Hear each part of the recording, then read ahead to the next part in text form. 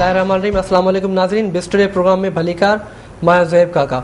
नाज़रीन, consumers association of Pakistan जेकर मां ॻाल्हि कयां त कंज्यूमर्स जे हवाले सां काफ़ी सारा अहिड़ा ख़दशात असांखे थियनि था, उनमें कहिड़ा प्रॉब्लम्स रहनि था, कंज्यूमर्स खे उनजी अवेयरनेस आहे या न आहे, कहिड़ियुनि शयुनि ते उन्हनि खे अॻिते अचणु खपे, या उन्हनि खे अवेयरनेस अचण खां बाद में उहे कहिड़ियूं शयूं जिन जो उन्हनि खे केयर करणु खपे, या उन जूं टेक्निकलिटीज़ छा आहिनि। इन हवाले सां असां पंहिंजे स्टूडियो में दावत ॾिनी आहे ॿिनि गेस्ट्स खे, मिस्टर कोकब इकबाल जेके चेयरमैन आहिनि कंज्यूमर्स एसोसिएशन ऑफ पाकिस्तान जा, मिस्टर मोहम्मद इसहाक अब्बासी साहब जेके वाइस चेयरमैन आहिनि एयरपोर्ट फैसिलिटेशन जा। एयरपोर्ट फैसिलिटेशन मां तव्हांखे ॿुधाईंदो त कंज्यूमर एसोसिएशन ऑफ पाकिस्तान जो हिकु इदारो आहे जेके हाणे क़ाइमु कयो आहे त जेके कस्टमर्स अचनि था या कंज्यूमर्स अचनि था एयरपोर्ट ते, उन्हनि खे कहिड़े तरह सां फैसिलिटेट कयो वञे, छो जो उते असांखे जाम सारा प्रॉब्लम्स नज़र अचनि था। इन हवाले सां असां ॻाल्हाईंदासीं। उनखां पहिरियां कंज्यूमर राइट्स डे जेको मल्हायो वेंदो आहे हर साल, उन हवाले सां बि ॻाल्हाईंदासीं। सो असां हलूं था पंहिंजे गेस्ट की तरफ ऐं पुछंदासीं वधीक इन्फॉर्मेशन। अस्सलाम वालेकुम sir, welcome to the show. Sir, सबसे कोकब इकबाल साहब, आपसे मैं ये पूछना चाहूँगा कि कंज्यूमर्स एसोसिएशन ऑफ पाकिस्तान, उसका बेसिक काम क्या है और उसके पीछे आपके मकसद क्या होते हैं, मकासद क्या होते हैं। और अगर मैं ये बात करना चाहूँ कि डे मल्हाना जो लास्ट मंथ में हमने देखा कि एक अवेयरनेस के लिए वो होता है, तो उसमें किस हद तक आप अवेयरनेस क्रिएट कर पाते हैं किसी भी आम कंज्यूमर के अंदर, और किस चीज़ की अवेयरनेस की बात करते हैं आप? शुक्रिया ज़ुहैब। सबसे पहले तो मैं आपको बता दूं कि सार्फिन के हुकूक के तहफ़्फ़ुज़, अशिया सर्फ में मिलावट की रोकथाम, नाजायज़ मुनाफाखोरी, ट्रांसपोर्ट के किरायों में बिला जवाज़ इजाफे को रोकने के लिए कंज्यूमर एसोसिएशन ऑफ पाकिस्तान पूरे पाकिस्तान में काम कर रही है। इसके दफातर जो हैं वो मेन दफ्तर जो है इसका हेड ऑफिस कराची में है, और इसके बाद हमने रीजनल दफातर कायम किए हैं जो सिंध में और पंजाब में है। राइट। और उसके साथ साथ हमने जोनल दफातर भी कायम किए हैं। और हाल ही में जैसे मैंने अब आपको बताया था कि एयरपोर्ट पे एयरपोर्ट फैसिलिटेशन सेंटर एक बनाया है इसहाक अब्बासी साहब के, उसमें जिसके वो वाइस चेयरमैन हैं। और मैं समझता हूँ कि क्योंकि अब ये कंज्यूमर्स का जो सेक्टर है बहुत बड़ा है, जिसमें सीएनजी भी है, प्राइस हाइक भी है, एयरपोर्ट फैसिलिटेशन भी है, तो ये एक कितना वसी उसको वो है। तो इस सेक्टर में हम मुख्तलिफ जो है वो लोगों को नामजद कर रहे हैं ताकि एक स्मूथली काम हो सके। और आपने जो ये कहा कि वर्ल्ड कंज्यूमर राइट डे मनाना,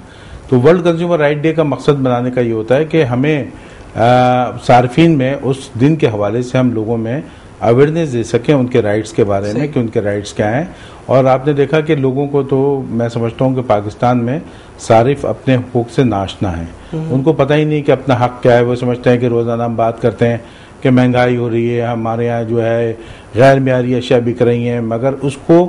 उन महंगाई का जिम्मेदार कौन है,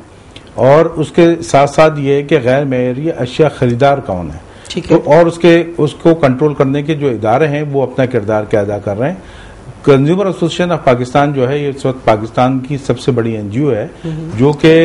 सार्फिन के हुकूक को प्रोटेक्ट करने के लिए, उनके तोहफ़्फ़ुज़ फराहम करने के लिए काम कर रही है। अच्छा, ठीक है, आप यहाँ पे बात कर रहे हैं कि प्राइस हाइक की भी बात की आपने। पेट्रोलियम एसोसिएशन जो अपने रेट्स में हमेशा के लिए वो करते रहते हैं, जैसे लास्ट मंथ में आपने देखा कि जैसे ही पेट्रोलियम प्राइसेस की हाइक हुआ तो पेट्रोलियम एसोसिएशन ने स्ट्राइक पे गए वो, या उसके अलावा अब जब प्राइसेस बढ़ी हैं पेट्रोल की या फूड की प्राइसेस बढ़ रही हैं, मिल्क का आप एग्जाम्पल ले सकते हैं, या उसके अलावा आप चीनी का एग्जाम्पल ले सकते हैं। आप इसको किस तरह से कंट्रोल करते हैं, या सिर्फ अवेयरनेस फैलाते हैं या कंट्रोल भी करते हैं? क्योंकि इसमें डिफरेंट डिपार्टमेंट्स आ जाते हैं, गवर्नमेंट आ जाती है। पहली बात तो ये कि कुछ ऐसे जो डिपार्टमेंट्स हैं जैसे सिटी डिस्ट्रिक्ट गवर्नमेंट है जो जिसका काम है कि सूबाई सतह पे, शहर की सतह पे वो प्राइस को कंट्रोल करे, और उसका जो डीसीओ है वो कंट्रोलर प्राइस कंट्रोल कहलाता है, और उसका काम है कि वो प्राइस को कंट्रोल करे, उसकी जिम्मेदारी है कि कोई भी अशिया की कीमत अगर बढ़ रही है, अशिया सर्फ, अशिया ज़रूरी है,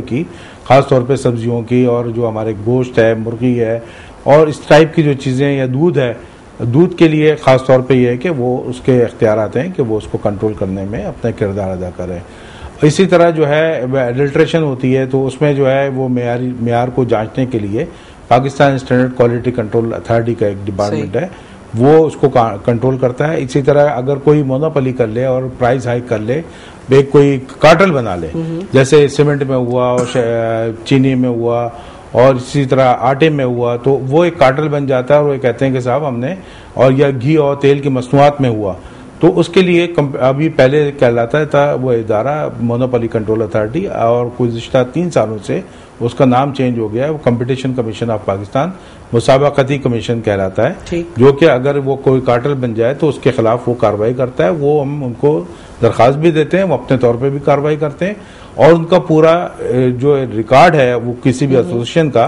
वो अगर वो पोल्ट्री एसोसिएशन है या सीमेंट वालों की एसोसिएशन है या चीनी की एसोसिएशन है, तो वो उनका रिकॉर्ड भी उठा लेते हैं, उसको चेक करते हैं, उसको देखते हैं कि कहीं इन्होंने कार्टेल तो नहीं बनाया। यहाँ पर कंज्यूमर एसोसिएशन ऑफ पाकिस्तान का क्या रोल आ जाता है? ये रोल ये है कि हम उनको आइडेंटिफाई करते हैं, हम उनको बताते हैं, और उनको अगर ये जब हम ये देख रहे होते हैं कि कोई कार्टेल बन रहा है तो हम एक तो मीडिया के थ्रू एक वो बात करते हैं, दूसरी तरफ ये है कि जो मुताल्लिका अथॉरिटीज हैं उनको हम बताते हैं कि ये जो इदारे हैं, वो जो एसोसिएशंस हैं, उन्होंने एक कार्टेल बना लिया और ये प्राइस हाइक कर रहे हैं जानबूझ के, और ये नाजायज मुनाफाखोरी की तरफ रुझान है, इसको खत्म करने में वो अपना ही किरदार अदा करें। तो मैं समझता हूँ कि कंपटीशन कमीशन ने गुज़िश्ता 3 साल के अंदर एक अच्छी कारकर्दगी दी, और हमने इसीलिए वर्ल्ड कंज्यूमर राइट डे के मौके पे उसकी चेयरपर्सन को भी यहाँ पे दावत दी थी, और फेडरेशन के साथ हमने मिलकर एक सेमिनार किया था, जिसमें आपने देखा कि वो उसको जो है काफ़ी पजीराई मिली। और मैं समझता हूँ कि क्योंकि इंडस्ट्री और जो सारिफ का रोल है वो भी एक डिफाइन होना चाहिए, और consumer association of Pakistan industry और सारिफीन के दरमियान एक ब्रिज का किरदार अदा कर रही है। हम ये चाहते हैं कि यहाँ पे इंडस्ट्री भी डेवलप हो और सारिफीन को भी उसके हुकूक का तहफ़्फ़ुज़ हासिल हो सके। सही। अच्छा Mohammad Ishaq Abbasi sahab, the work you are doing, awareness फैलाना लोगों के अंदर, और स्पेशली एयरपोर्ट पे जहाँ पे पूरे पाकिस्तान से लोग आते हैं, मैं ये कह सकता हूँ कि पूरे सिंध से तो आते हैं बल्कि पूरे पाकिस्तान से आते हैं, वहाँ पे डिपार्चर होता है, अराइवल होता है लोगों का। आप क्या समझते हैं कि वहाँ पर जो लोग आते हैं कितनी हद तक उनको अवेयरनेस होती है उनके कंज्यूमर्स राइट्स के हवाले से, जो उनके राइट्स होते हैं, और किस हद तक आप उस पर काम कर रहे हैं अवेयरनेस फैलाने के लिए? बिस्मिल्लाहिर्रहमानिर्रहीम। मैं सबसे पहले तो KTN का शुक्रिया अदा करता हूँ कि आपने हमें यहाँ मदऊ किया और एक बड़े हसास मसले पे गुफ्तगू के लिए आपने हमें जैसे ही हुक्म किया हम हाजिर हो गए। एक्चुअल हमारे चेयरमैन साहब कोका इकबाल साहब ने इसकी अज़राक़ व मक़ासिद जो है वो आपके सामने पेश किए हैं कि हमारे एक्चुअल अज़ाइम क्या हैं। एक्चुअल पाकिस्तान के अंदर एक्चुअल सूरत-ए-हाल ये है कि हमारे यहाँ बड़े कम पढ़े लिखे लोग हैं, उनको ये अंदाज़ा नहीं होता कि हमारे राइट्स क्या हैं। तो हम कोशिश ये कर रहे हैं कि जब लोगों को राइट्स का इल्म हो तो वो अपने राइट्स को यूज़ कर सकें। एयरपोर्ट पे जहाँ तक आपको पता है कि एयरपोर्ट के ऊपर बहुत माफिया काम कर रहा है और वहाँ पर लूट खसूट का एक बाजार गर्म है। सही। हम वहाँ पर कोशिश ये कर रहे हैं कि जब 6,000 रुपये एयरपोर्ट टैक्स दिया जाता है तो फिर उनको वो सहूलत क्यों नहीं मिलती। हमने अभी CNBC न्यूज़ पे भी हमारे चेयरमैन साहब एक्सपोर्ट टैक्स हम क्यों देते हैं? जी, एयरपोर्ट टैक्स इसलिए देते हैं कि हमें वहाँ से फैसिलिटेशन हमें मिले, हमें वहाँ से उसकी फैसिलिटीज मिले। अब आप वहाँ कुर्सी का आलम देख लें, आप वहाँ पानी पीने का देख लें, वहाँ पर प्राइजें जो हैं वो इतनी हाई हैं कि आप फोटोशूट अगर कराने जाएंगे तो आपको 5 रुपए और 10 रुपए की होगी। आप कोल्ड ड्रिंक अगर पियेंगे तो बाहर 12 रुपए की है, वहां पर आपको 35 और 30 रुपए की मिलेगी। चाय अगर आप बाहर 5 रुपए की पियेंगे तो वहां आपको 25 से 30 रुपए देने पड़ेंगे। जब सार्फिन ये देते हैं तो फिर उनको वो सहूलत नहीं मिलती। बोगस बुकिंग का बड़ा ये है कि लोग जब वहां से आ जाते हैं तो उनको ये उनके जो एजेंसीज होती हैं ये उनकी बोगस बुकिंग कर देती है, ओके लिख देती हैं। जब वो यहाँ आते हैं तो जो टिकट हैं उसके अंदर जो है उनकी सीट कंफर्म नहीं होती है, तो फिर वो पूरी रात वहाँ गुजारते हैं। अच्छा, तो एक तो हो गया कि सीट कंफर्म नहीं हुई, ओके लिखा हुआ है लेकिन वो नहीं हुआ ऐसा कुछ, तो उनको जो वहाँ पे टाइम बिताना पड़ता है, चाहे वो पूरी रात हो या दिन हो या कुछ घंटे हो, ये जो वहाँ पे टैक्स दे रहे हैं, ये जो वहाँ पे टाइम गुजारा है, ये भी उसके अंडर में आता है? जी, उसी के अंडर में आता है। उसमें फिर हम ये करते हैं कि एयरलाइन को उस पर बाउंड करते हैं कि जनाब ये जो बुकिंग है इसने तो पैसे PIA को या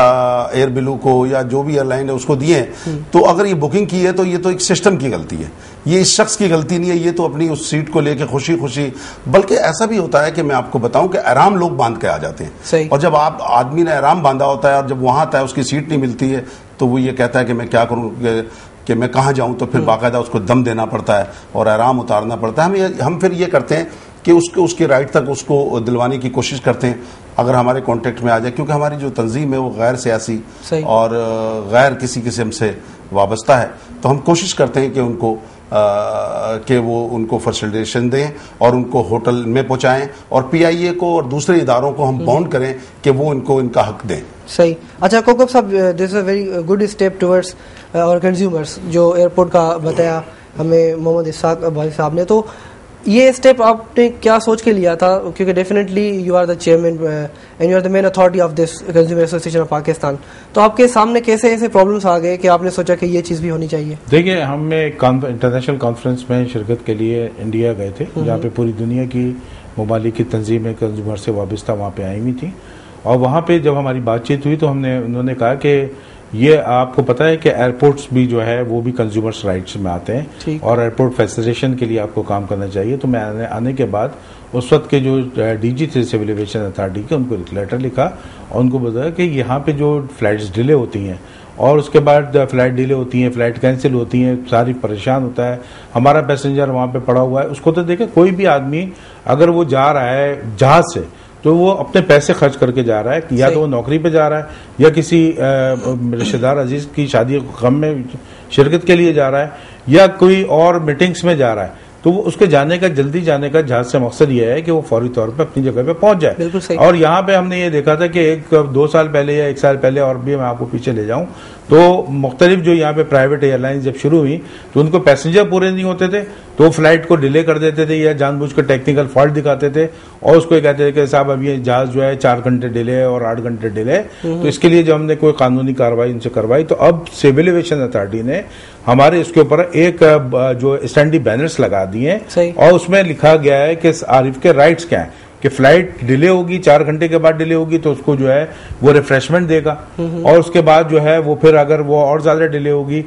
तो उसको जो है होटल ट्रांसफर किया जाएगा। अगर ज्यादा 8-10 घंटे डिले तो होटल ट्रांसफर करेगा, पिक एंड ड्रॉप देगा। उसके बाद जो भी एयरलाइन होगी उससे जिसकी एयरलाइन पे वो जा रहा है, चाहे वो इंटरनेशनल एयरलाइन हो चाहे वो लोकल एयरलाइन हो, तो ये काम जो सिविल एविएशन अथॉरिटी का है, जिम्मेदारी है कि उसको फैसिलिटेट करवाए। अगर वो सारिफ उसके किसी काउंटर पे जाके बताता है कि जनाब ये जो एयरपोर्ट का जो ये जहाज जिससे मैं जा रहा था डिले हो गया, और उनको भी पता होता है, और पहले ये होता था कि वो काउंटर छोड़ के भाग जाते थे जो एयरलाइंस वाले होते थे, उनका जो स्टेशन मैनेजर होता था उसको ढूंढ रहे हैं और वो मिलता नहीं था। मगर अब जो सूरत हाल है इसकी जो हमने अवेयरनेस दी और उनके मुताल्लिका अथॉरिटी से जब से हमने बात शुरू की तो वो उसमें कुछ चेंज आया, और चेंज आने का मकसद ये है कि अब उसके बाद उन्होंने स्टैंडी बैनर्स लगा दिए कि लोगों को पता चले जहां पे भी वो पैसेंजर बैठते हैं अंदर जाने के बाद, बोर्डिंग कराने के बाद अगर फ्लाइट डिले हो रही है, पहले लड़ाइयां झगड़े हो रहे होते थे मुख्तलिफ, हमने लोकल एयरलाइंस को देखा, मैं भी जा रहा होता था, लोग सर फाड़ने के लिए तैयार होते थे, जी 8-8 घंटे हम डिले होके मेरे रिश्तेदार आए होंगे एयरपोर्ट पे लेने के लिए, और इस तरह की पोजीशन होती है।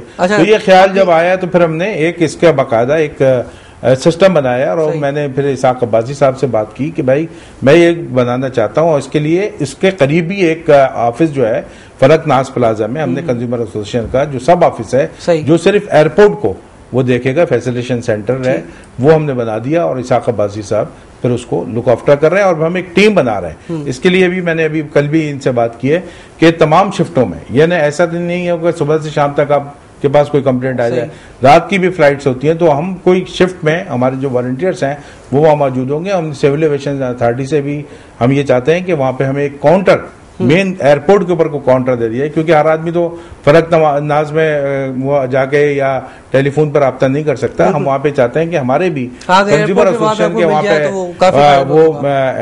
वो काउंटर मिल जाए, वहाँ पे उसको लिखा हो कि अगर वो सिविल एविएशन अथॉरिटी के पास नहीं जाना चाहता, बहुत सारे ऐसे लोग हैं कि वो समझते हैं कि गवर्नमेंट का जा रहा है, तो उसके पास नहीं जाता, तो वो हमारे काउंटर पे वो आ जाएगा। हम उसको फिर जो हमारे लोग होंगे, हमारे जो कोऑर्डिनेटर्स होंगे, वो जाके फिर उनसे मुताल्लिक़ देखिए इसमें थोड़ा सा आप ही की बात को कंटिन्यू रखेंगे। प्रोग्राम में टाइम है ब्रेक का, तो ब्रेक के बाद में आपसे डिस्कशन जारी रखो। नाज़रीन, प्रोग्राम में टाइम था ब्रेक जो, तो stay tune, will be right back.